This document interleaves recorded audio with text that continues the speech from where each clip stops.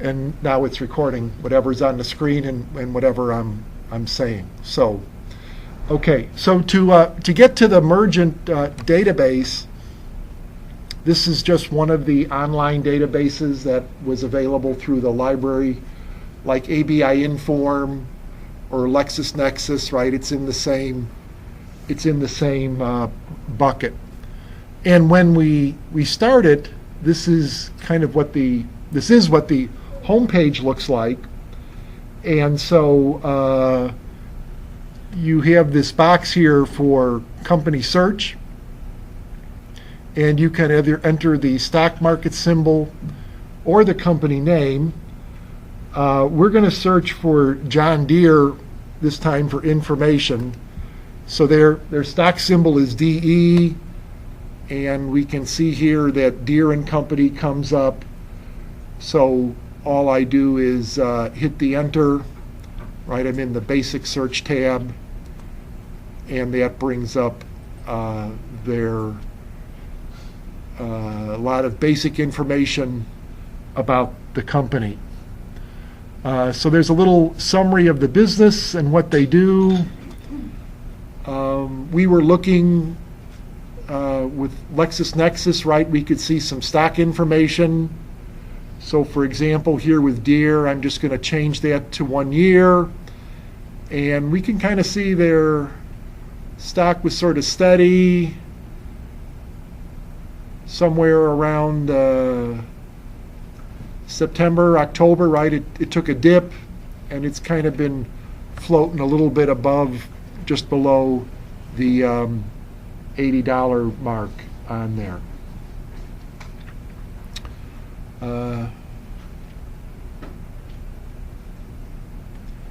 On the top here, we talk about company details, and if we click on the highlights tab,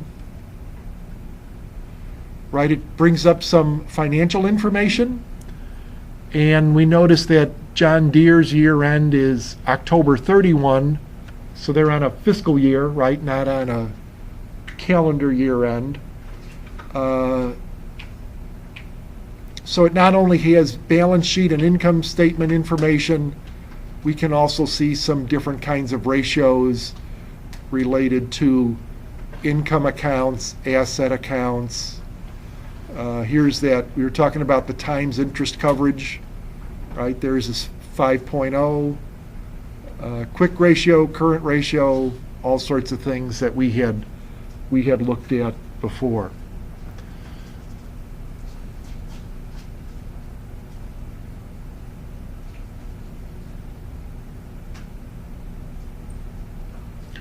Under company details, there's a tab for business segments. If you remember when the Caterpillar people were here on Tuesday, they were talking about ways they view their company and how they report things. So that's pretty common with large corporations. So we get a little idea here as to what John Deere views themselves as. Agriculture and turf, construction and forestry, and financial services. Notice that we have some options to change how the information is displayed. So if you wanted a broader 5-year picture, you could bring that up also. Under executives, we can learn about who some of the top people are. Here's a thought, right? This is the stock price, right? Was this company affected by the recession? You bet they were, right? Look at, you could have been pretty well off if you bought the stock at the bottom, right? If you had some money, went up to about 100 there. So here's some of the officers, right? This was information we were looking in the proxy statement before. Age, compensation, what their position is, that sort of thing. We can also learn who their directors are, right, by clicking on the Directors tab, and we can see that what kind of compensation they're directors are also receiving who they are. And what's important as to how any company is organized would be the committees for the board of directors. And so this type of committee is responsible for financial reporting. Compensation committee is responsible for who's paying the executives. Corporate governance committee might be responsible for nominating new directors. Executive committee might be responsible for planning board of director agendas. Committee responsible, probably pension or benefits, something like that.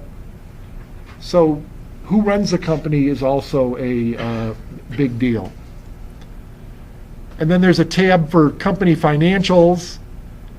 And in general, I think they do a pretty good job of being consistent with what we see in Edgar and SEC filings.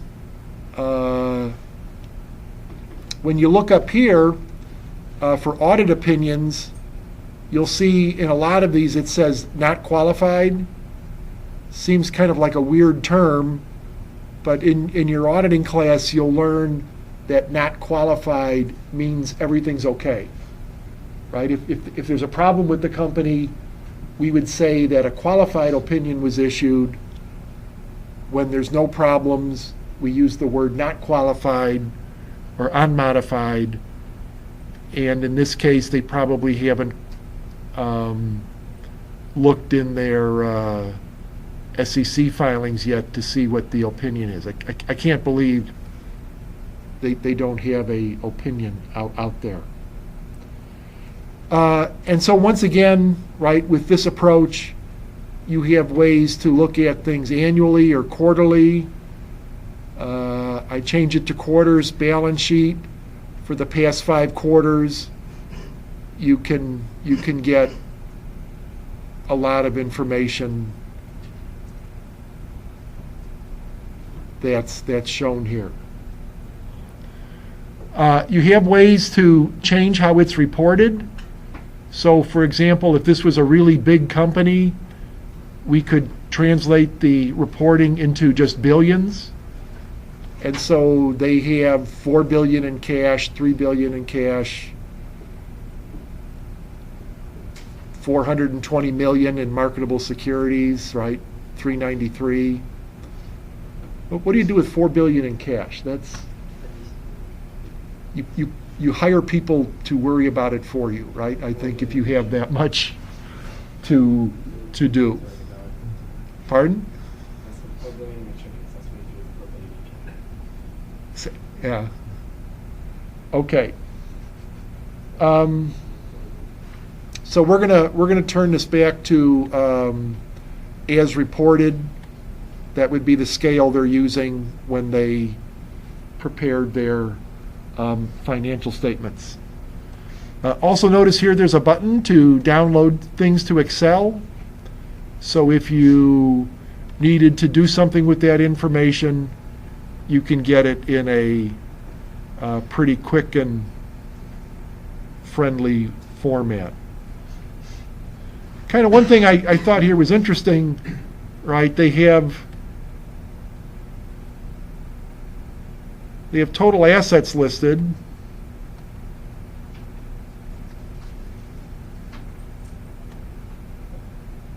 They have total liabilities listed. They have total equity listed, but they don't have total equity plus total equity plus liabilities, right? So if we look, we can see here this is the same number as they have up here. So it works. It's just we'd have to figure that out.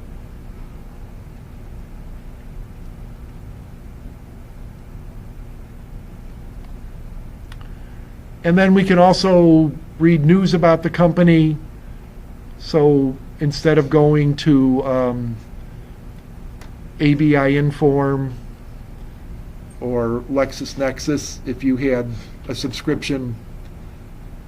I guess everybody's having a tough time in the manufacturing industry, right?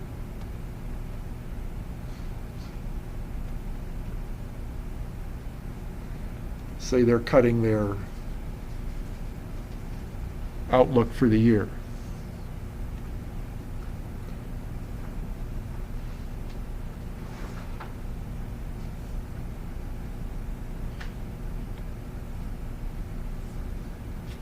Okay.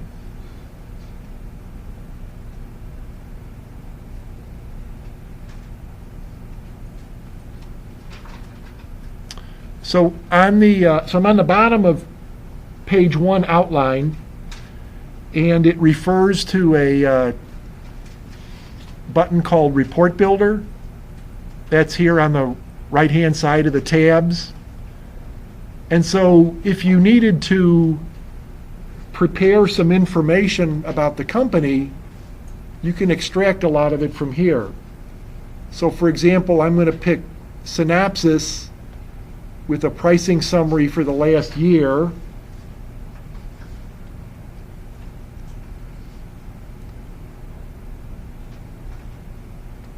Under company financials, I'm going to go with the last 3 years income statement, and I can bring that over. And if I go down a little bit, I can go to ratios, and I can go with the last 3 years, bring that over, and then you can just select a format. I'll use Word. I run the wizard, open it up, and you get all kinds of information that has been pulled about John Deere. News, corporate events, got financial information, 3 years income statement,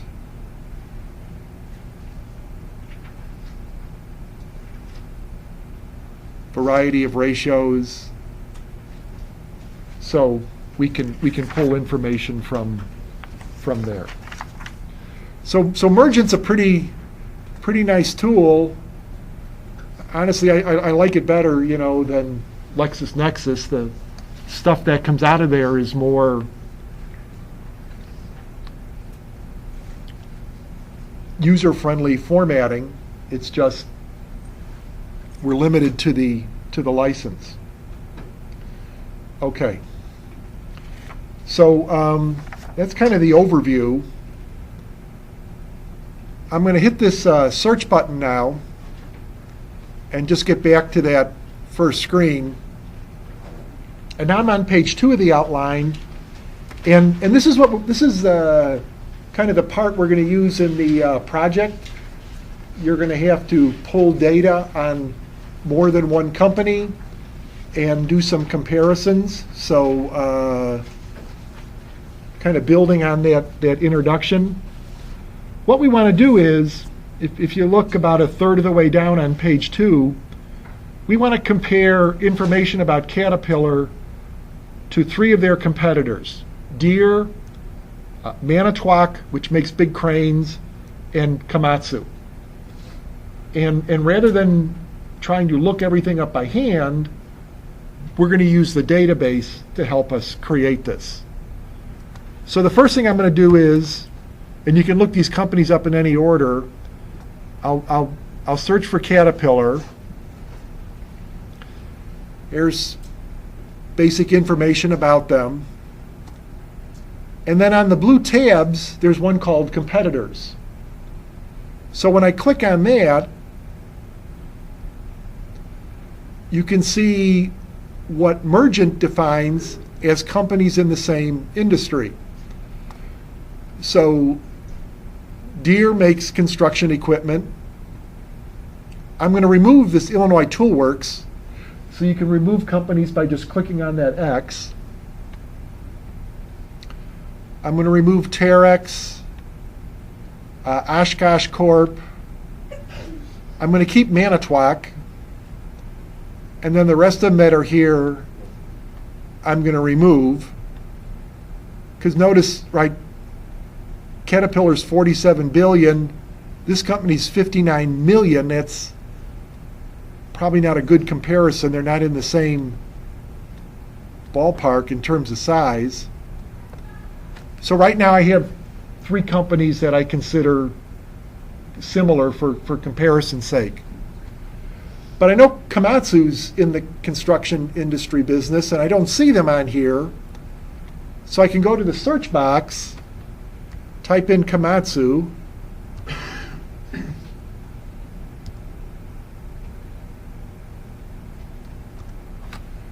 and here's Komatsu, right?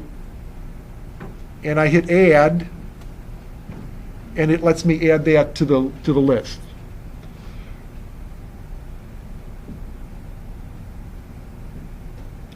So these are the companies that I want. If you were building a report, you can add and delete and get the companies that you want. So once you're satisfied with the list, on the right-hand side here, right, there's a company analysis list. So I'm about middle of page 2, right? Click on company analysis list. So I'm doing that. And then I click on the company analysis list. I want to add them to my company analysis list. And so there they are.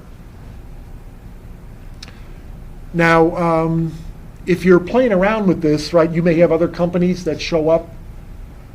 If they don't belong there, you just X them to get rid of it. But this isn't the tool that I want. I want to go to the company comparison report. So I click one more time, and what we're going to do is, right near the bottom of page 2, it says we're going to run 2 reports. So the first report will be based on Deere, Manitowoc, and Komatsu. Right? Those are the peers we want to compare it to, right? And then in a second report, we'll pull information about Caterpillar, put the 2 together. You'll have Caterpillar on one line, the peers on the other line. You can compare the 2 groups. So where it says add companies to the comparison report, I'm just going to bring Deere over, I'm going to bring Komatsu over, and I'm going to bring Manitowoc over. And then here under item 2, I'm going to pick what I want for my comparison. And so we're going to keep it simple. We're just going to use some ratios. So in this case, I want the gross margin. I want the operating margin.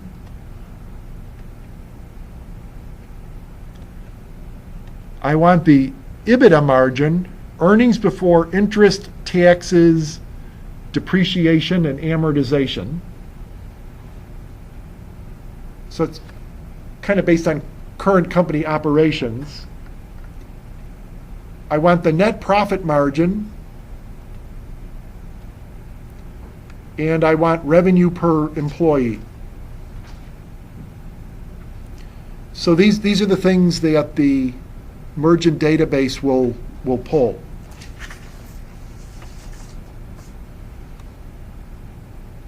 On the right-hand side, you can select the years. So I want 15, 14, and 13. I had to hold the control key down to select more than one year. Click the averages box. And then in this case, I'm going to create my report in Excel. Hit create. I save it, I open it, and there it is. So they don't have the data for Manitowoc yet, but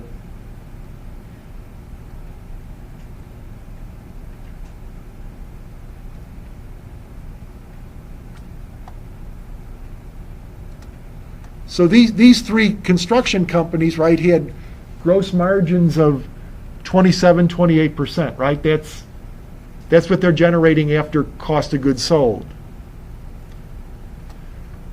And then if you think about operating margins, right, this is after paying the other expenses, manager salary, advertising, research and development. They're clearing about this is over time, right? 876. You can kind of see construction industries slowing down there, right? Though there's a lot of variance among them. This is kind of a little bit different way to look at operations with the EBITDA. What's their net profit margin? 6 went up actually here. It's probably because we don't have Manitowoc's numbers in there. They're looks like the ones that are pulling it down. And then how much revenue do they generate per employee? So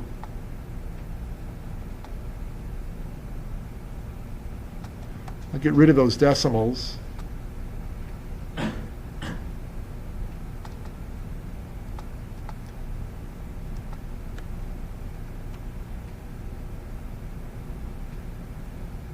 So for every 504, right, thousands of revenue, they have one employee. Komatsu has one employee for every 321,000 in revenue, right? So some people may say they're not as efficient. So now we got the numbers for our peer group, right? So I'm gonna go back to the comparison. Here it is. And I'm going to remove the companies that were in there. And then I'm just going to bring Caterpillar over. And then I'm going to run the same report now with Caterpillar, right? So I don't have to change anything on the bottom.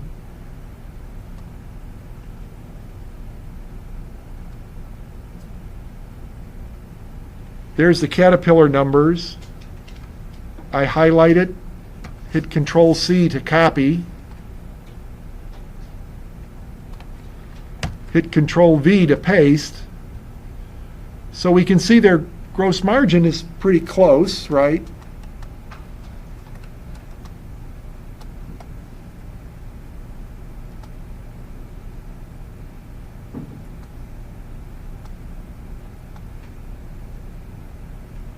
Their operating margin is in line.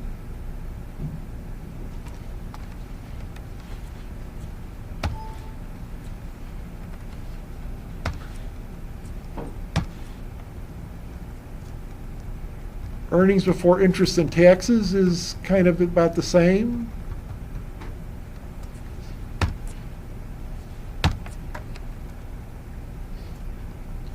Net profit is smaller.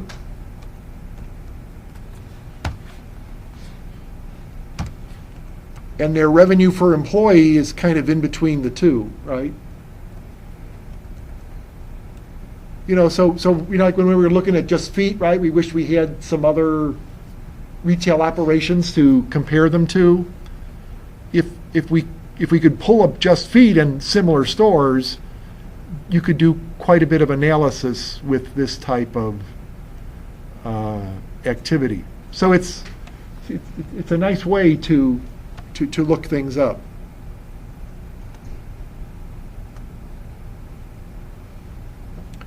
And again, you can just pick the items that you want, use the arrows to bring them back and forth. We saved it in Excel. When you do your project, I'm asking you to create one in HTML and then print it. So that would just be selecting a different format here, right? It'll look like this, but it's not as wide, right? Otherwise, you'd need like a roll of butcher paper to print it on or something. So that's the way we go into Mergent, pull data, do comparisons. It's pretty slick. And any questions on how that works?